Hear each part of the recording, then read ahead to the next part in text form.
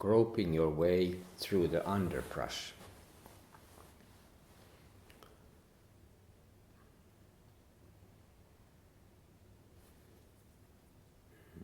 One member of our Sangha came here another day, and he's a gardener. And we talked a little bit about how to work with those branches and underbrushes, I guess you say in English. I never said it before, but now I say it. Underbrushes. Maybe it was wrong. Anyway, there are a lot of plants on the ground, and some of them we have to remove in order to make space and living circumstances so that some other plant can grow. I've been working also like a little bit like a gardener long time ago, not a gardener but a worker in Helsinki, and some spots that we were taking care of were really, there were a lot of, you had to use protector, something for your hands, because maybe needles and other dirty things that you didn't want to get touched without any. So, but in this practice, we are really crawling there. We are crawling through those plants, different kind of plants.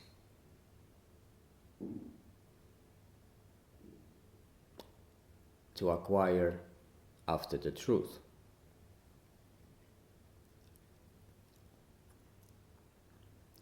And we will get, there will be some little wounds coming when we do this work. And oftentimes somebody might think that, okay, this is enough. It's clean enough, this garden, or I didn't find anything here. Here in the bushes, says some trash. So we, again and again, we will find our very being in the midst of different kind of emotions, comments. Some habits comes again and again. Some habits not so deeply rooted, but some habits seems to follow everywhere. In order to see the truth, we have to do the work in the garden as well. But it's also true that practice never will finish. So we might see bigger or smaller glimpses. We might become very much here and now. We can drop off many things, but still something remains. There are some traces from some deeply rooted habits that we are still carrying on.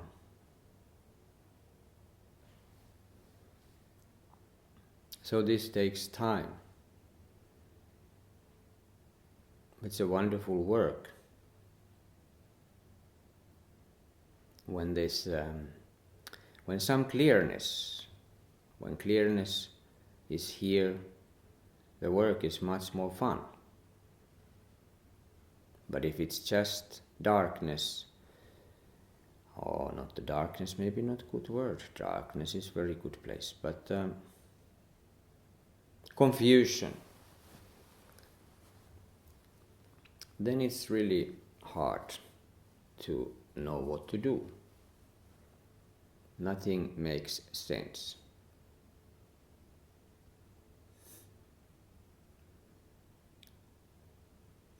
We might be a little bit blind for those blind spots. We might go around and do some things that makes us and people around suffer.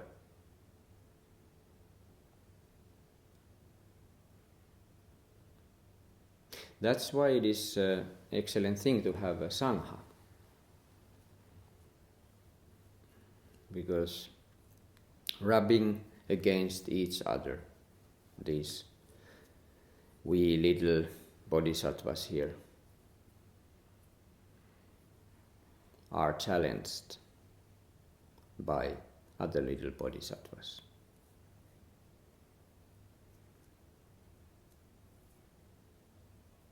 And we bump up those things again and again, but little by little, breath by breath, one day, not so much anymore.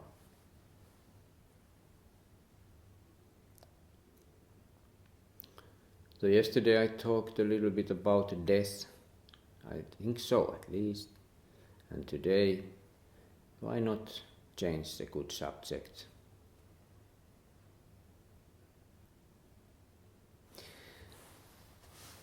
It was mentioned these elements,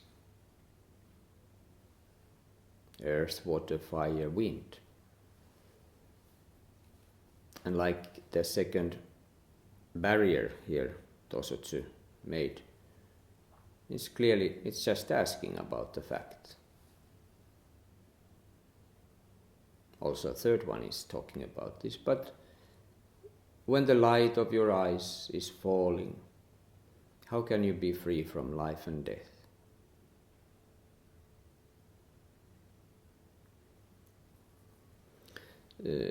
Some books are describing quite in detail this process of dying, and some people have witnessed it themselves. People working with, of course, dying people, voluntarily or so, or maybe some close relative. Personally, I only have met, I've seen dead people a few times, but just the process of being there when somebody is really dying, I only have experienced it with my little parrot. Eetu was a very good friend of mine anyway. And it was interesting because, of course, this small bird, it's very difficult to see much happening there, but suddenly I felt that, okay, now it happened. No, I wasn't this happy. Okay, I was actually quite sad. But suddenly it felt like she was on my hand, on my lap, and suddenly it was clear that now it's over. Now she's gone. And that really happened at that moment. But some people who have witnessed bigger beings, like a human, can tell that body gets heavy the moment when the death is arriving. You cannot rise, lift your limbs. Body is so heavy. Your nose is running. Perhaps you are urinating. Every liquid is running out from your system.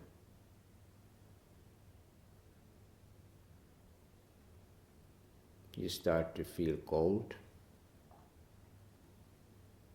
heat, fire is extinguishing, it's leaving your body.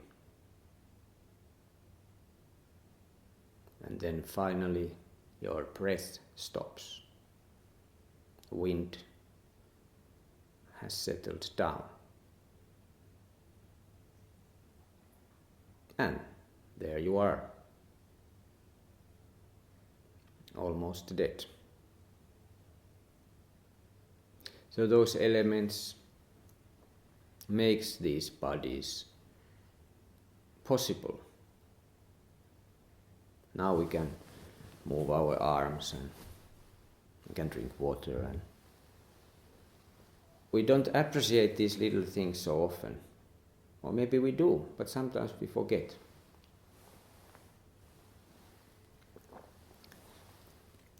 We are searching something there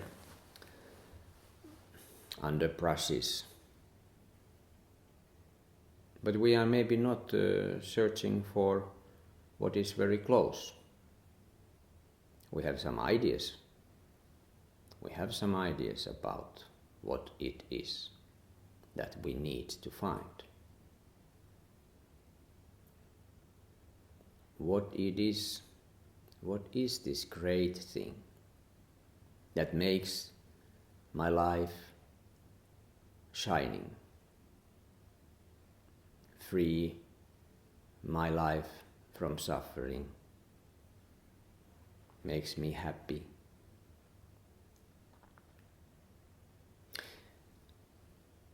We anyway have come to this search, our search this far, that we here when we are sitting facing the wall, we are not so much running after anything at least visible.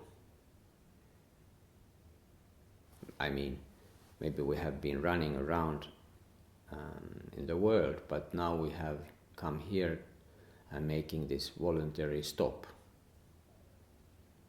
Voluntary stop. The only thing what we have left is almost our breath. Almost everything else has been left outside, so to say. We have these four elements still working.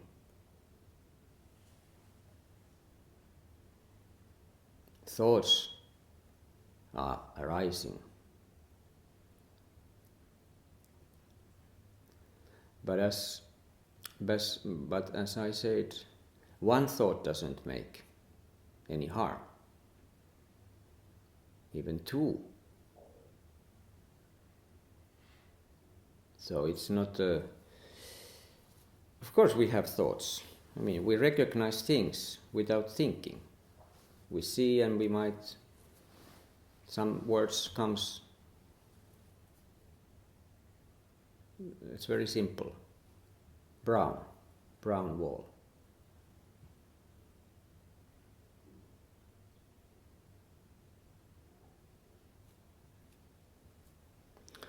But then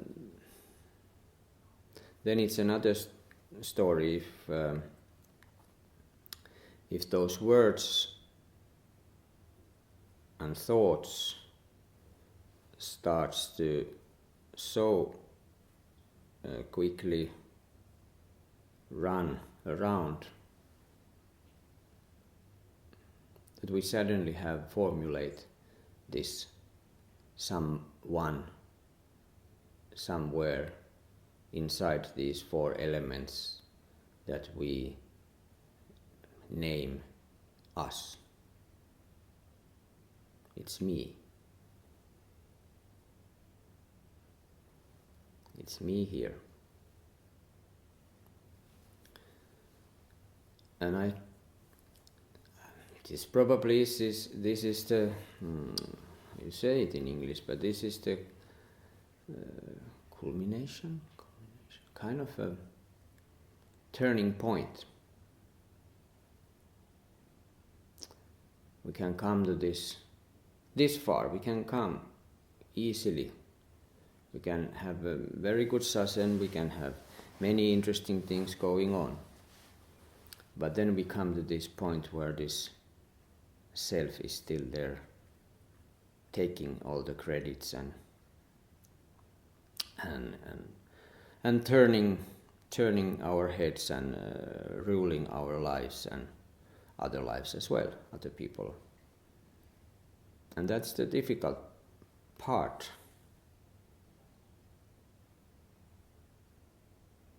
How to let go of that one? Is it even possible? Yes, it is.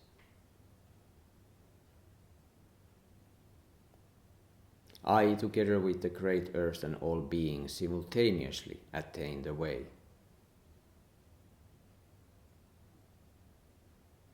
Simultaneously.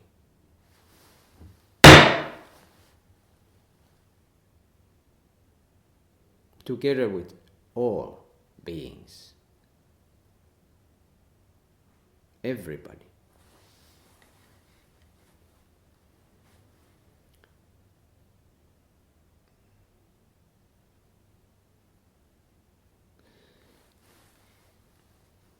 There was this last session we talked about, there was this free diver who described in detail this process of going deep without any equipments and some maybe people will really think about it that what is he doing? Why is somebody doing those kind of things? Some people might think why we are doing this. Why would anyone voluntarily come here and stop everything else and just sitting facing the wall? Why would anybody dive without any equipments all the way more than 100-meter deep water? In his case, as it was said, it was a spiritual journey for him, as well as other divers, I believe, who does that kind of activity. It's not just a physical, so to say, physical sport, but you of course will face ultimate challenge. You will really face your life and your death.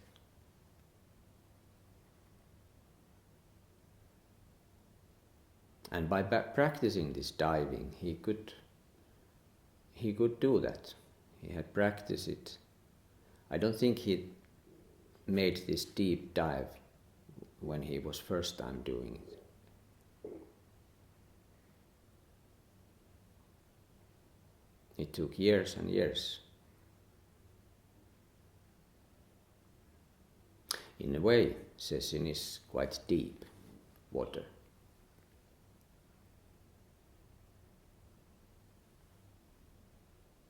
But the good news is that our feet are touching the ground.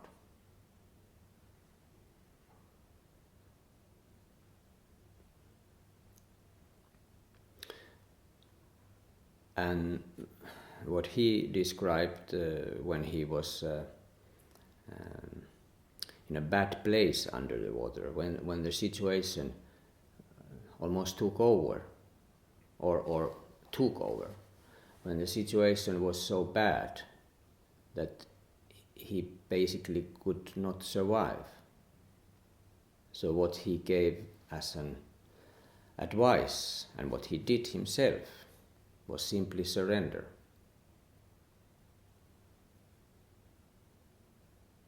No other choice was left.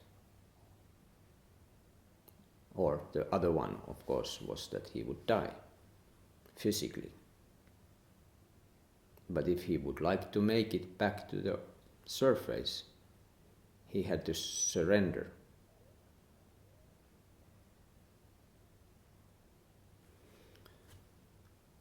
There was also, I don't know, free climber? No. Somebody who is climbing up rocks and walls, such like a huge, without any equipment. So, and I don't remember any details much, but there was one very famous, or maybe he's still alive. And also, you know, you are so high up some kind of surface, rocky surface, much above tree top level, and you don't have any equipments. What if at some point you start to feel a little panic? If you feel suddenly that, whoa, I don't like to be here. And I think everybody has that experience. We all have those moments when we wouldn't like to be where we are. Not at all. This bag of flesh and bones and blood and earth and water, fire and wind, it's not always what we want. We would like to get rid of the whole body. It would be much easier. But for whom it would be easy?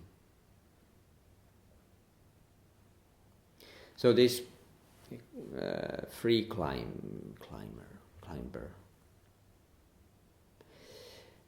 he was asked what he'd do when he is up there and he doesn't want to be there anymore. But of course there are no way to get away, because no helicopter or any kind of group of pelastuspartio, Bernard and Biakan, cannot reach you.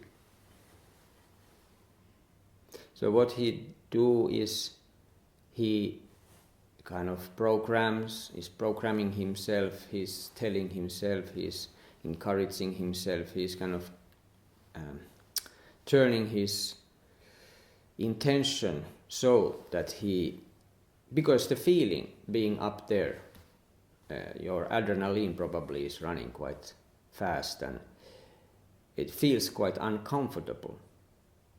But he has noticed that same kind of physical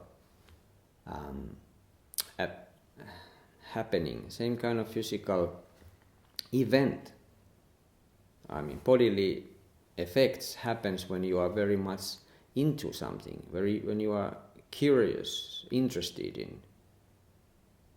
You're a little bit excited, but very positive way.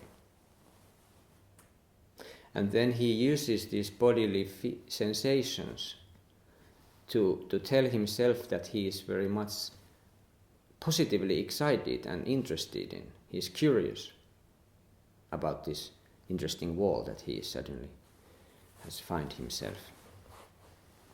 So that will help him to continue, to take the next step.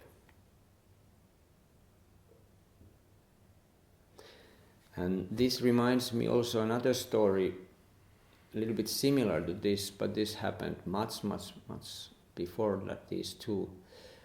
I don't even remember, was it 1800 something in the United States?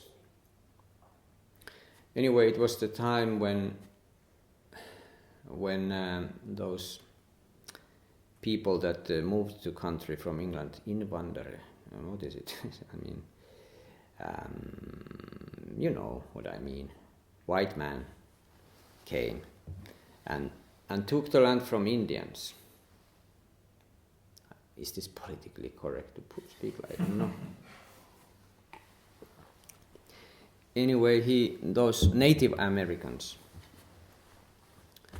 and of course many of them were killed, and many of them were replaced into different kind of camps and such, and they died there or they got depressed, and many things happened, many sad things.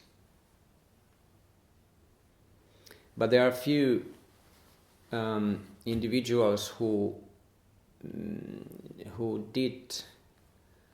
made a sort of a big career in the European.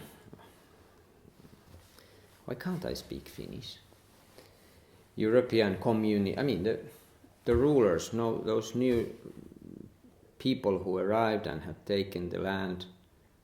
There were in few cases, those Native Americans could be part of that society and make a very visible and respected career there.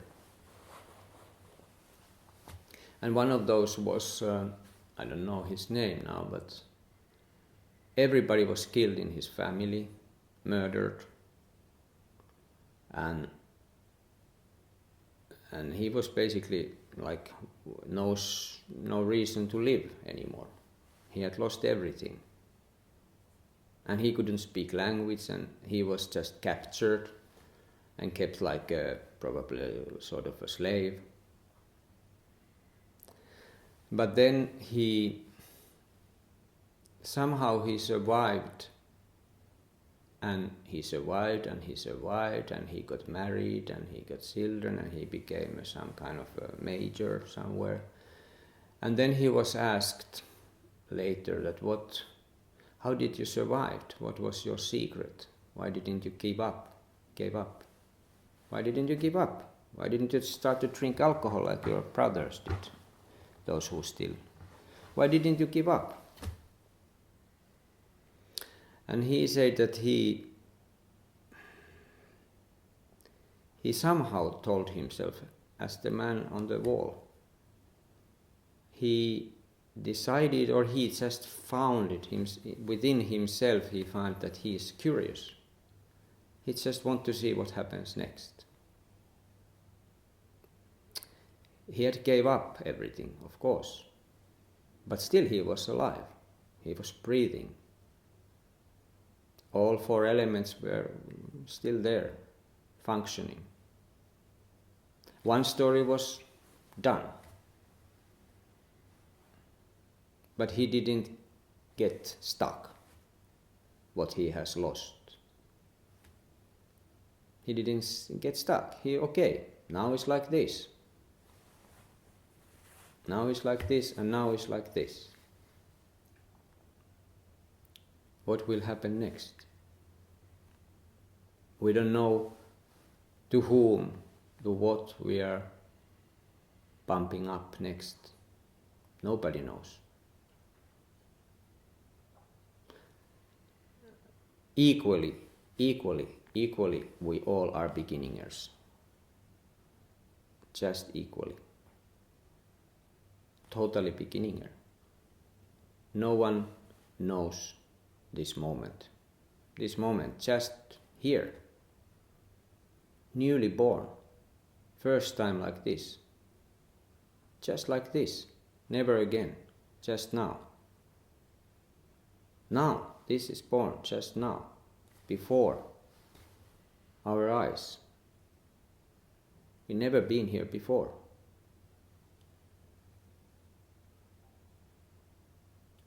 It doesn't matter who we are or what is our so-called past. What is our ideas about who we are. It doesn't matter. Just now, nothing of that works because it's just fantasy, illusion, dream.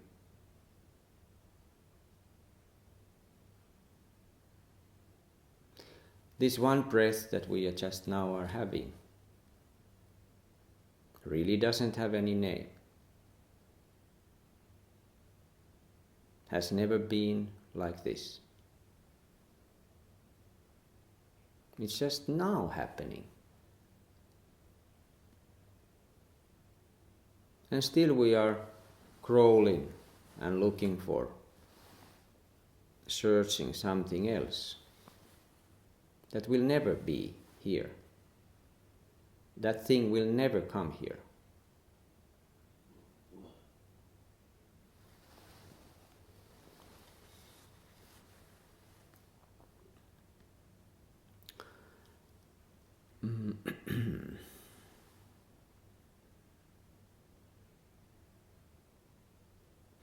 Oh, yes. Maybe I would like to leave this for another time, the other thing. Let me think a little while. About this death. It was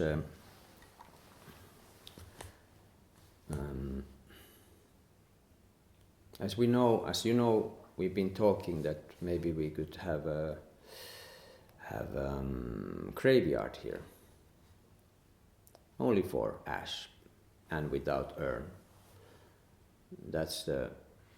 Those are rules, but that kind of graveyard we could have.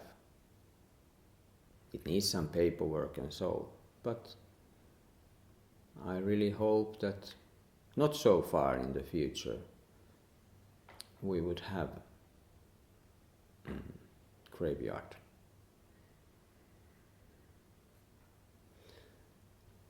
I think for many of us, many people don't want to think about death. It's a little bit too much, too difficult to think about.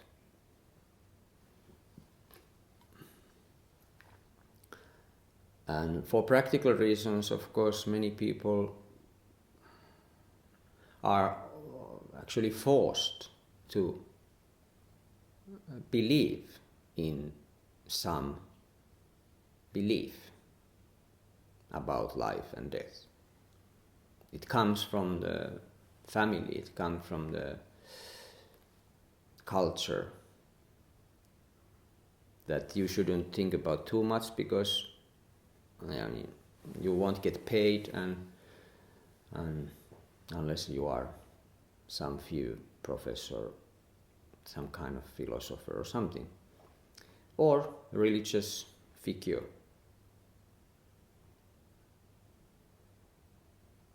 In a rich church.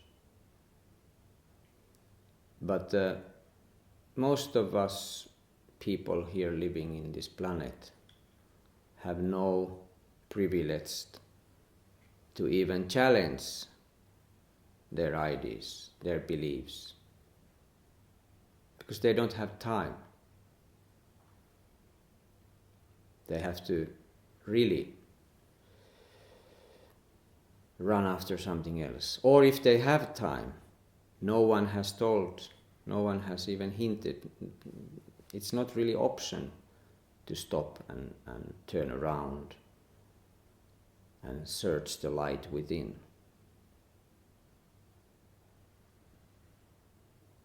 So we are lucky and privileged. Also we can think that this is just a big picture, that everything is connected and this has been going on a long time already. It's not just A to B horizontal line that has beginning and end. Maybe there are no beginnings and ends.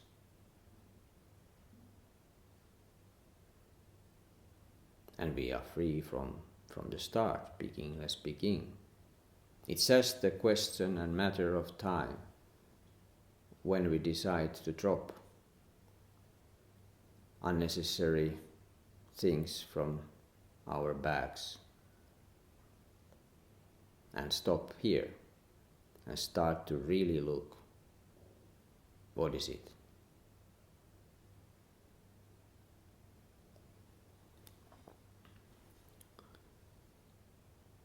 So that's what we are going to do next. We're truly, hopefully, ready to just sit, just this breath.